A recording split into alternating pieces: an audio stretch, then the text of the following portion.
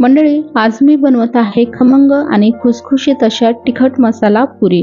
आज मी ह्या पुऱ्या माझ्या मुलीच्या टिफिनवर देण्यासाठी बनवतच होते, तर म्हटलं व्हिडिओ सुद्धा शूट करून घ्यावा। माझी मुलगी जॉर्जियाला असते, तर तिच्यासाठी मी ह्या टिफिनमध्ये पाठवत आहे, कारण ह्या पुऱ्या 8 ते 10 दिवस खराब होत नाही, चवही तशीच राहते। आणि तुम्ही जर प्रवासामध्ये जात असाल किंवा प्रवासामध्ये तुम्हाला घेऊन जायसाठी ही बेस्ट रेसिपी आहे। तर चला सुरू करूया। तर ह्या पुऱ्या बनवण्यासाठी सर्वात आधी मिक्सरच्या छोट्या भांड्यामध्ये 2 टीस्पून एवढे धने, 2 टीस्पून एवढं जिरं, 2 टीस्पून एवढी सोप म्हणजे बडीशेप आणि 1 टीस्पून एवढा ओवा घ्यायचा। त्यामध्ये 15 ते 20 लसणच्या कळ्या आणि 10 ते 12 हिरवी मिरची घालायची। थोडं पाणी घालायचं आणि याच ओबडधोबड असं वाटून घ्यायचं, म्हणजे हे मिक्सरला फिरवून घ्यायचं। आपलं वाटण तयार झालंय, बाजूला ठेवून देऊ। एका परातमध्ये 3 कप एवढं गव्हाचं पीठ घ्यायचं, त्यामध्ये अर्धा कप एवढं बेसन पीठ घालायचं, म्हणजे चणा डाळीचं पीठ घालायचं।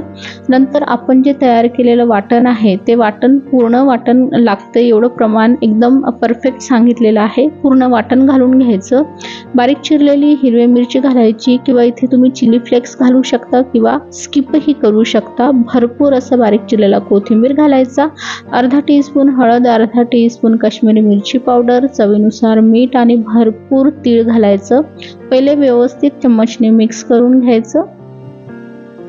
नंतर 1/4 टीस्पून हिंग घालायचा आणि 3 टेबलस्पून एवढं तेल एकदम कडकडीत गरम करून घेतलेलं आहे, ते तेल घालायचं।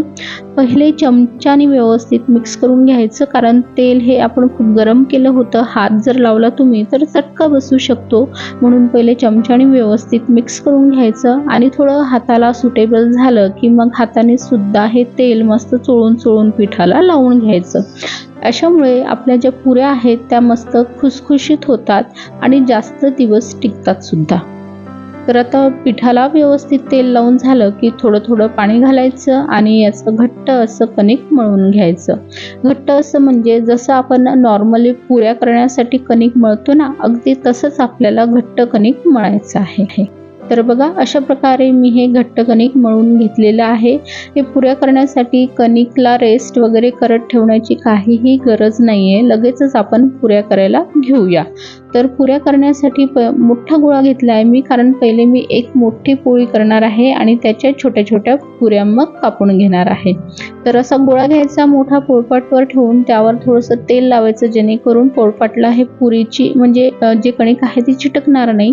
पीठ बिलकुल लावायचं नाही, पीठ लावून पुरी लाटली तर तेलामध्ये पीठ उतरतं आणि तेल खराब होतं।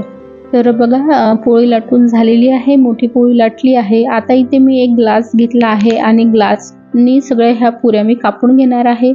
वाटी घेऊ शकता, डब्याचं झाकण घेऊ शकता किंवा कुकी कटर घेऊ शकता, किंवा छोटे छोटे गोळे करून तुम्ही एक एक पुरी लाटून सुद्धा घेऊ शकता। तर बघा, अशा प्रकारे ह्या मी पुऱ्या लाटून घेतल्या आहे। पुरीचं थिकनेस तुम्ही बघू शकता, एकदम जाड पण नाही, एकदम पातळ पण नाही आहे।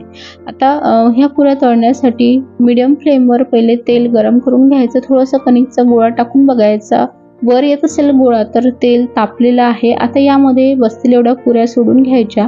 पुऱ्या जोपर्यंत तेलावर अशा तरंगायला लागत नाही तोपर्यंत त्याला फिरवायचं नाही। तेलावर पुऱ्या आल्या की दुसऱ्या साईडला पलटून घ्यायच्या आणि ह्या पुऱ्या तळताना मीडियम टू हाय फ्लेमवरच तळायच्या।